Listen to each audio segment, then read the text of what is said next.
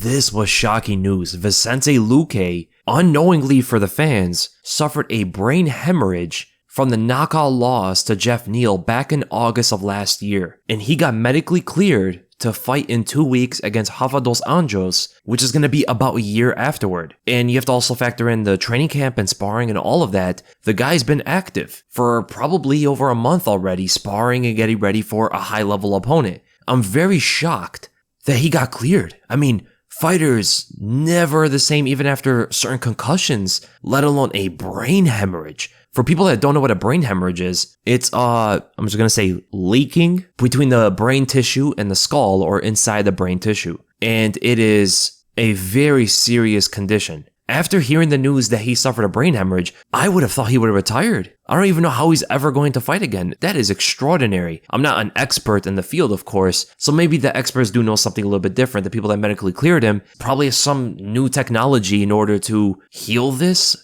so he's prepared to fight again. I don't know if he picked the neurosurgeon or the neurologist to recommend him licensed. So this is what the Nevada State Athletic Commission Executive Director Geoff Mullen said, quote, he suffered a brain hemorrhage about a year ago. He had a suspension of 1 year. He had to bring before the commission clearance from a neurosurgeon and a neurologist independently who recommended he be licensed. We have that material. I have faith in the experts, unquote. I'm pretty sure they had to get clearance from someone that they are familiar with, not just some neurologist that Vicente Luque just knows. I mean, he could just go to some remote place and, find a guy who's supposed to be a neurologist and get away with it. I'm pretty sure that's not happening. I'm pretty sure he's like having actual licensed people, experts, bringing him back to the sport. But it is insane to think about that he's going to fight again and in a year. From my perspective, I mean, that seems way too soon. And I hope he's all right out there, man. I hope he doesn't get permanently damaged even more because we've never had a quote-unquote serious injury in the sport. This is the kind of injury that most would recommend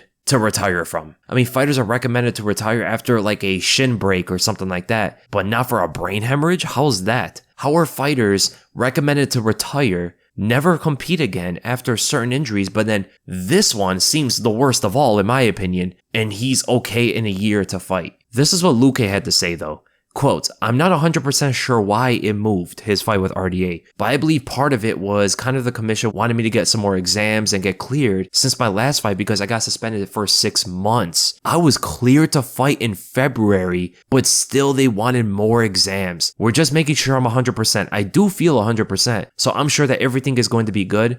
They wanted to wait maybe a year after my last fight, unquote. I mean, I would think like a year is still too soon, but the fact that he got cleared to fight in 6 months, I mean, it must have not been that bad then. I don't know how a brain hemorrhage is not that bad, but maybe somehow it wasn't. A lot of people who suffer brain hemorrhages are like permanently altered. And here's an interesting report from the National Institutes of Health. Between 1.3 to 7.4% of survivors of intracerebral hemorrhage experience recurrence within a year, and up to 18.8% experience recurrence within 5 years. This is very similar to just a regular brain hemorrhage. And this is not even talking about people who regularly suffer head trauma. Vicente Luque is an MMA fighter who constantly spars. He probably goes pretty hard. His fights are definitely really hard that we can all see. He's taken so much damage in his career. His fighting style is not great for the chin. And if the recurrence for most are 1.3 to 7.4% in a year and then almost to 20% in 5 years, you can only expect that his is even higher. His percentage of suffering a recurrence of a brain hemorrhage is even higher than this. Just how regularly he is sparring and fighting. I mean, people who suffer brain hemorrhages probably don't want to ever get into anything like that again, whatever caused it, right? If they had some kind of head injury or something, they're probably going to make sure as much as possible to never get anywhere near that similar experience again. Vicente Luque is diving headfirst into that same exact experience. That is some wild news that I do not remember any other fighter having and returning to the sport that soon too. I mean, that is insane, man. I really hope the best for Vicente Luque. I hope nothing happens to him like that. I hope he's gonna come out fine and everything.